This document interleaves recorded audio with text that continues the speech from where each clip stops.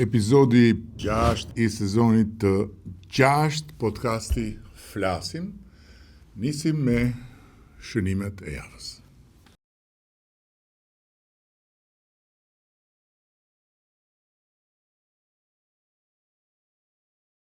Kisha shumë kohë, s'mbahet mend, pa komentuar në një protest të opozitës. Deri kur 2 javë më parë, pas një përshkallëzimi të dhunshëm, bëra një koment për thënë diçka sa të thjesht aq të vërtet.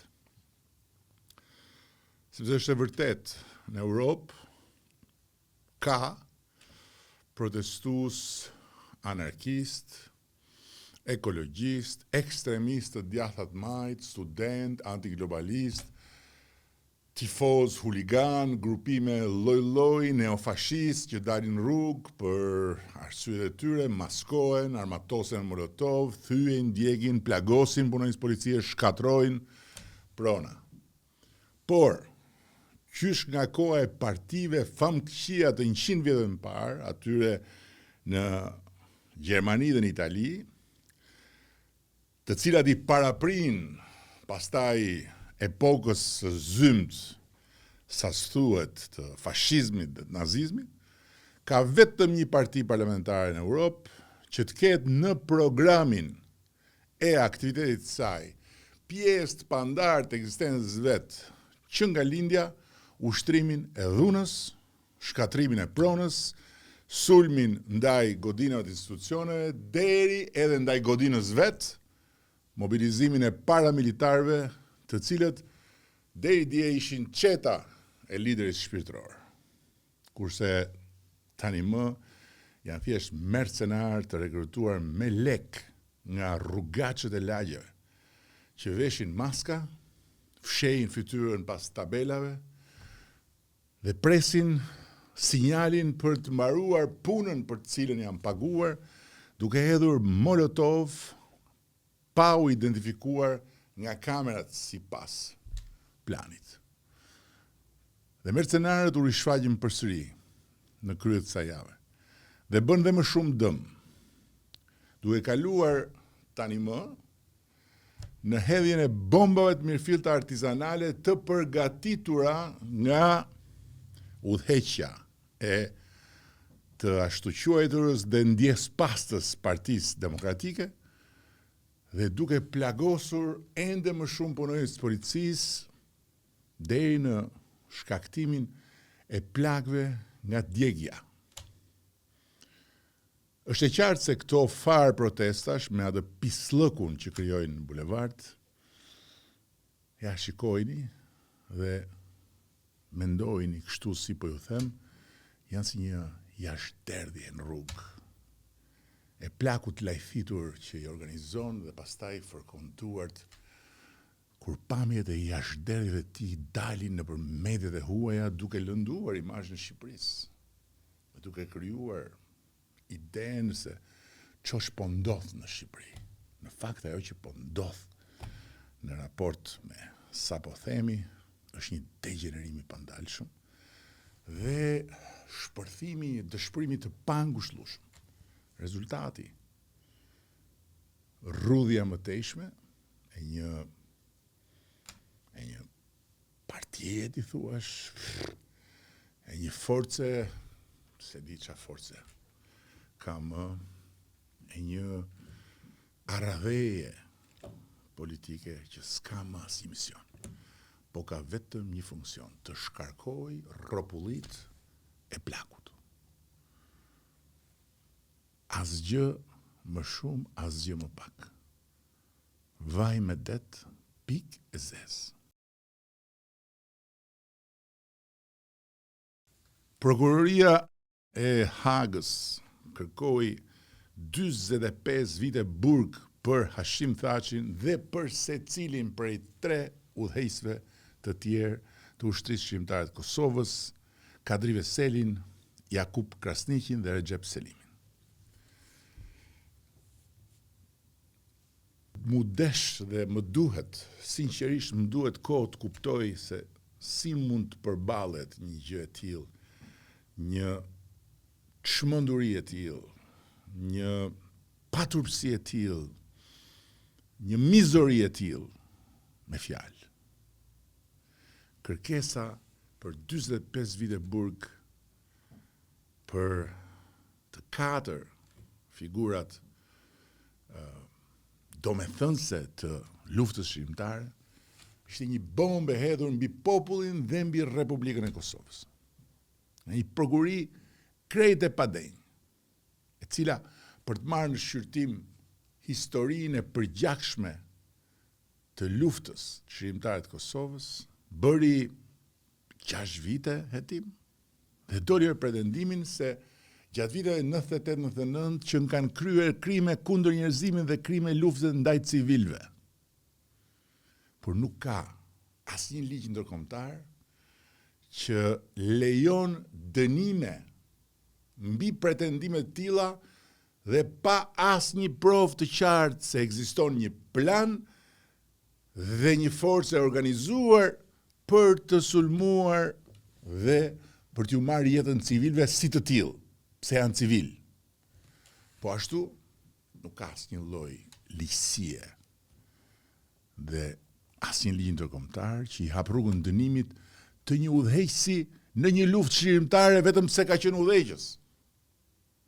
Ama pa provuar se ka dhënë urdhra për të sulmuar civilët, se ka pasur kontroll real mbi të gjitha formacionet luftarake në territor të një ushtrie çlirimtare në emër, por të një tërësie forcash të bashkuara nga një njëjti ideal dhe qëllim, por jo në të njëjtin organizim në territor, apo se ka pasur ndonjë lidhje tjetër drejt për drejt me vepra penale të kësaj ububushmërie. Dhe ajo farë prokurorie dështoi të sillte qoftë dhe një provë të vetme për ta mbështetur këtë kërkesë mizore pas 6 vite shëtime e mbështetur nga një zinxhir shtetesh demokratike të cilat duhet të ndjehen të turpëruara nga një maskaradë e tillë. Ky nuk është i turp për ca prokuror, për atë far idioti ndërkombëtar që dilte dhe lexonte broçkulla. Ky është një turp për shtetet që e mbështesin atë gjykat, që e paguajnë atë gjykat, që mundsojnë rroga maramëndse për personazhe të kësaj ignorance dhe njëkohësisht dhe të kësaj nuk di çfarë të them.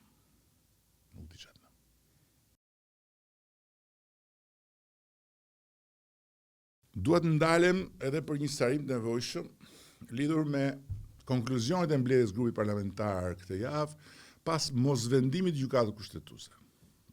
Sepse përsëri si zakonisht fillon qarkullon në ajër një tymnaj interpretimesh nga më të ndryshme. Edhe një herë tjetër. Nuk është çështja tek personi, çështja është tek parimi. Dhe në këtë rast nuk është tek parimi abstrakt, por është tek parimi i ndarjes së panegociueshme të pushteteve kushtetuese. Që do thotë, një vendim gjyqësor për pezullim nga detyrat një ministri në kuadër të një mase sigurimi penal ka nxjerrë në pah një boshllëk që është një boshllëk që ekziston sa në koka prokurorësh e gjykatësish. Dhe edhe në legjislacionin ton, përderisa në këtë vend pa kulturë të konsoliduar demokratike dhe me drejtësitë pavarur në moshë shumë të mitur, nuk mjafton fryma e kushtetutës që është shumë e qartë, po duhet edhe gërma e ligjit, madje gërm për gërm, qoftë dhe për gjëra elementare si kjo. Gjykata në ushtrimin e kompetencave të saj ka të drejtë vendos masa sigurimi për çdo person në hetim. Këtë nuk e diskuton askush dhe askush nuk është mbi ligjin, e këtu bijem dakord të gjithë, të paktën të gjithë me fjalë, por unë bie dakord dhe me vepra. Por në të njëjtën kohë ka disa funksione ku hyn dhe ai i ministrit, të cilat paralizohen nëse ministri pezullohet. Pra faktikisht, nëse ti thua që unë pezulloj një ministër, unë pezulloj presidentin e Republikës, unë pezulloj kryetarin e kontrollit lartë shtetit dhe ku di unë disa të tjerë që mbulojnë funksione të pa delegueshme, faktikisht ti prodhon një pasojë të menjëhershme të barabartë me shkarkimin, sepse nuk është pezulluar thjesht personi, siç mund ndodhi me një drejtor punën e cili e bën dikush tjetër, por është pezulluar funksioni. Ndërkohë që pikërisht për shkak të funksionit, emërimi apo shkarkimi i ministrit nuk është gjëkundi kurrë në asnjë vend të botës, mund ta them me plot gojë tani, sepse nuk e ka nxjerr dot kush një rast kur në një vend botës kjo kompetencë është e një prokurori dhe një gjykatësi në një seancë paraprake. Drejtësia duhet të jetë e pavarur. Sot ajo është e pavarur dhe duhet mbetet përgjithmonë e pavarur. Por pavarësia e pushtetit gjyqësor mbaron aty ku fillon pavarësia e dy pushteteve të tjera, legjislativit dhe ekzekutivit, të cilat ndër të tjera kanë edhe të drejtën dhe detyrën të emërojnë apo të shkarkojnë ministra. Dhe kjo e drejtë dhe detyrë nuk ndahet me gjyqësorin, nuk i takon gjyqësorit dhe nuk mund lejohet që ta marrë gjyqësori. Gjithsesi, tani më kur as gjykata kushtetuese nuk mori dot vendim për rastin konkret, ne do kalojmë përtej rastit konkret dhe të hënën në cilësinë e deputetit, unë së bashku me kryetarin e grupit Oland Balla dhe me kryetarin e Komisionit të Ligjeve Ursi Manja, pra me 3 firmat tona, do të depozitojmë nismën për të adresuar me njëherë boshllëku në fjalë. Nisma do të paraqitet fillimisht grupit parlamentar në mbledhjen e tij të fillimjavës, ditën e hënë në mëngjes, dhe do të jetë transparente edhe për opinionin publik, pasi prezantimi i nismës do të bëhet me praninë e medias. Kemi miratuar këtë javë vendimin e Këshillit të Ministrave për rritjen e pagave për shërbimin e mbrojtjes nga zjarri dhe shpëtimin. Konkretisht paga për gradë është rritur si rezultat i indeksimit për të gjitha gradat, por edhe si rezultat i një rritje shtesë për disa funksione sipas politikës së re të pagave. Pra, për asistent zjarfikës, krye zjarfikës, nën komisar zjarfikës dhe komisar zjarfikës ka një rritje shtesë të pagës përtej indeksimit. Dhe kostoja financiare për këtë vit do të përballohet nga buxheti i miratuar i institucioneve përkatëse dhe për pushtetin vendor nga fondet e transferuara nga buxheti i shtetit tek arkat e vet bashkive. Është një vendim i planifikuar dhe i integruar në sistemin buxhetor, është një mesazh i qartë ku vlerësohet një shërbim gjithmonë më etik lidhur me sigurinë e jetës dhe me mbrojtjen e pronës. Dhe zjarfikësit janë ndër të parët që shkojnë aty ku rreziku është krejt real dhe përsëris në një kohë kur zjarret janë një fenomen me sa duket i pandalshëm dhe në zgjerim në rang global.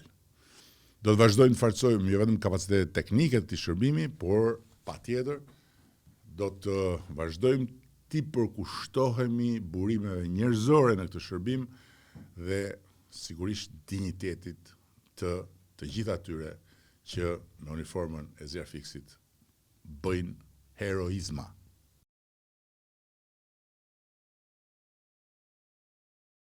Një tjetër shënim që është pjesë e këtij ditarit kësaj jave është ai që lidhet me Fondin Social Kombëtar 2026, ku kemi kaluar nga 14 shërbime në vitin 2019 në 98 shërbime aktive sot dhe mund të themi se e kemi kthyer shërbimin social në një rrjet real mbrojtje sociale në të gjithë vendin. Janë 65.000 individ që përfshihen nën kujdestarinë e këtij rrjeti të organizuar mbështetje sociale, jo thjesht përmes financimit, por përmes një sistemi të strukturuar shërbimesh që tani më është shtrirë në nivel bashkie. Buxheti i këtij fondi është rritur 6 herë që nga fillimi i kësaj reforme dhe vetëm këtë vit është 17% më i lartë se viti i shkuar. Kjo tregon konsolidim dhe prioritet qartë politik për ata që janë më në nevojë. Në vitin 2026 do të financohen 14 shërbime të reja për fëmijët dhe nënat në nevojë, për personat me aftësi ndryshe, për të moshuarit, gratë dhe vajzat viktima të dhunës, si dhe për fëmijët pa kujdes prindëror. Nga këto 12 shërbime do të ofrohen në Durrës, Prenjas, Kurbin, Skrapar, Himar, Kavaj, Vor, Korç, Mat, Patos, Corrik dhe Kamës, ndërsa në nivel rajonal do të ngrihen 2 shërbime të reja emergjence dhe 1 linjë këshillimi për fëmijë. Shënimi i fundit është i lidhur me jetën ndërkombëtare, nëse mund ta quaj kështu. Më ka ardhur këtë javë ftesa nga presidenti i Shtetet Bashkuara për të vizituar Washingtonin në ditët në vijim, për atë që e kam paralajmëruar kur ajo tufa e bombave artizanale plaste dhe kërciste edhe në sallën e kuvendit me gjithë farë lloj pretendimesh që sot i nxjerrin përsëri qesharak, duke thënë se unë nuk shkoj dot, se mua s'm kanë ftuar, se. Dhe faktikisht, siç e paralajmërova, do të jem në Washington për themelimin zyrtar të Bordit Paqes dhe për fillimin e aktivitetit të atij bordi, ku Shqipëria ka privilegjin të jetë shtet themelues dhe ku Shqipëria nuk do të kontribuojë me para për të antarësuar apo për të qëndruar si antare përhershme, po kontribon me dinjitetin dhe me atë që e ka bërë të respektohet ndërkombëtarisht dhe të ftohet deri në këtë nivel kaq të lartë të diskutimit mbi të ardhmen e paqes.